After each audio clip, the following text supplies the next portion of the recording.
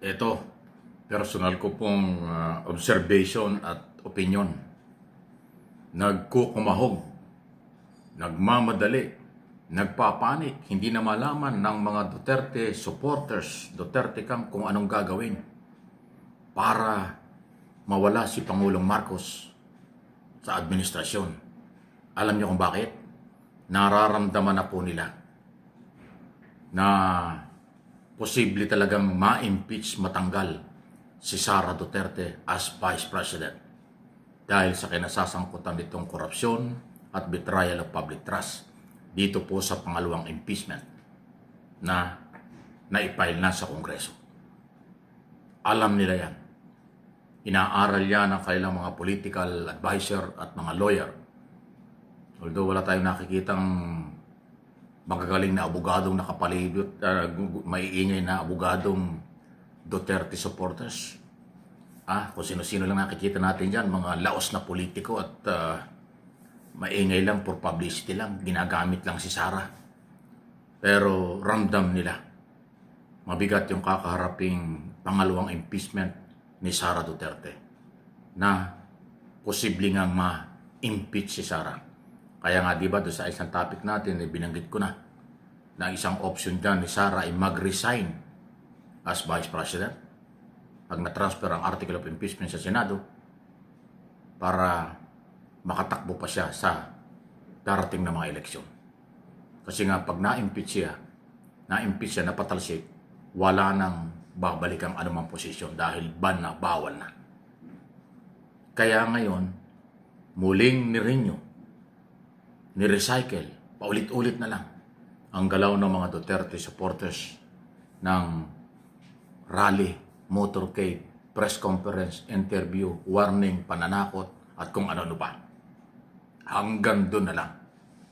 Yung one-time, big-time rally, walang nangyari. Yung motorcade, nag-rally na motorcade nila sa Cebu at dito sa Metro Manila, ginawa pero kakaunti. Hindi kayang magpabagsak ng gobyerno yan. Hindi yan papakinggan ng majority ng Pilipino para paalisin si Pangulong Marcos. Wala na. Hindi na po nakikita yung kanilang manpower at kapangyarihang gawin yan. Kaya dahil nga po naipile na yung bagong impeachment laban kay Sara na alam nilang napakabigat niyan, dahil sa Kongreso pa lang ilalabas na ang lahat ng totoo bago makarating sa Senado. Kaya sa isang banda, yung pong ruling ng Supreme Court na binabago yung proseso, maniwala kayo, hindi yan pumabor kay Sara Duterte. Kasi dapat sa impeachment trial sa Senado lalabas pa ang lahat ng ebidensya at testigo. Ngayon po, baliktad na. Sa Committee on Justice pa lang, lalabas na ang lahat ng ebidensya. At pag lumabas yan, makakakuha ng suporta at paniniwala sa taong bayan na talagang may problema si Sara Duterte.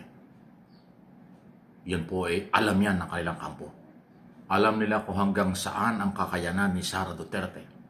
Paano hinawakan ng Office of the Vice President, Department of Education, paano magsalita at sumagot sa mga interview, at paano niya haharapin itong mga matitinding ebidensya sa corruption, di umano, at yung betrayal of public trust. Kaya nga, ginagawa na nila muli, people power, walang nangyari, motorcade, kakaunti naman, one time, big time rally, halos wala naman dumating, sila lang. Mga vloggers lang nila at mga pulis dahil binabantayan sila ng pulis. Pero yung manpower, taong bayan mula sa mamamayan, hindi na talaga. Dati naman po sinabi ko na hindi naman tayo nagkulang. Pagod na ang tao sa pamumulitika. Ayaw ng paggamit ng taong bayan sa mga personal and political interest lang. Kasi nakikita nila, si Pangulong Marcos hindi nagmumura, hindi nagagalit, trabaho lang siya ng trabaho. Walang pinipili kahit sino panagutin kapag kakurap. Na-recognize si Pangulong Marcos ng international community at ng mga counterpart niya sa iba't ibang bansa sa mundo na ating ginagalawan. na malayo-malayo sa style character ng mga Duterte. So kaya, kung yung mapapansin, kahit anong klase ng kanilang panawagan, mag-resign, deadma sa taong bayan, hindi gagawin ni Pangulong Marcos. Sa military at police, dahil professional organization, hindi sila magpapagamit. Kahit anong panawagan nila. Ang umiiral ngayon, yung malayang pamamahayag, freedom of assembly, freedom of expression, paghahayag at pagtitipon-tipon. Pero pagka may pagkasedisyon ang kanilang mga statement, ayun, labag sa batas yun, kakasuhan yun. Hindi rin po totoo na hinaharas ang mga nagsasalita, hinaharas ang mga nagrarally. Hindi po. Minomonitor lang ng mga otoridad. Ang inyong karapatan, nandyan. Pero pag ang inyong galaw ay lalabag sa batas, yun ang problema nyo. Yung inciting to sedition, yung panggugulo, pag-organisa ng gulo, panawagang ng panggugulo, lahat yan pasok sa inciting to sedition. Yun po yung mga kasong kakaharapin. Hindi dahil sa kinasuhan ka, harassment, panggigipit, kalokohan yun. Pambubudol yun. Hindi kayo kakasuhan kung wala kayong nilalabag na batas. Kung mag-rally kayo, magsalita kayo ng professional, walang labag sa batas yun. Pero kung mag-rally kayo na wala sa lugar, may problema kayo. Pag nagsalita kayo na panggugulo at nanghihikayat manggulo, yan ay problema rin. Kaya yun po, dapat for your information, kaya nga lagi kong idinidiin, for information, for education ang ating topic.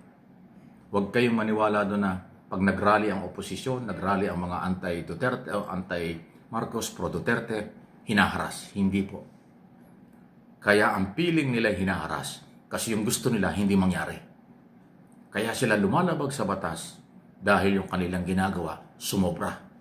Akala nila karapatan pa nila. No one is above the law. Ignorance of the law excuses no one. Matagal ko na sinasabi yan. Tamang proseso, tamang assembly, tamang pagsalita, no problem.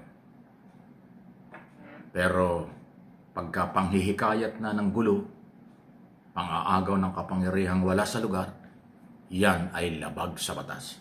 Kung hindi yan ipinapaliwanag ninyo ng mga speaker at mga abogado dahil pag pinaliwanag nyo, wala nang sasama sa inyong rally.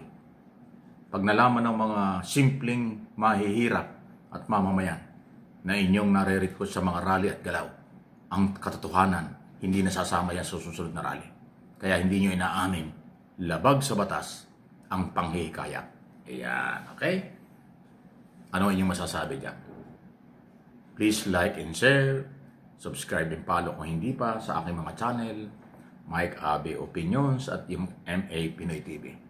Lahat yan, opinyong may pinanguhugutan, for information lang, walang personalan. Diba? Yan ang mahalaga. Real talk, straight to the point.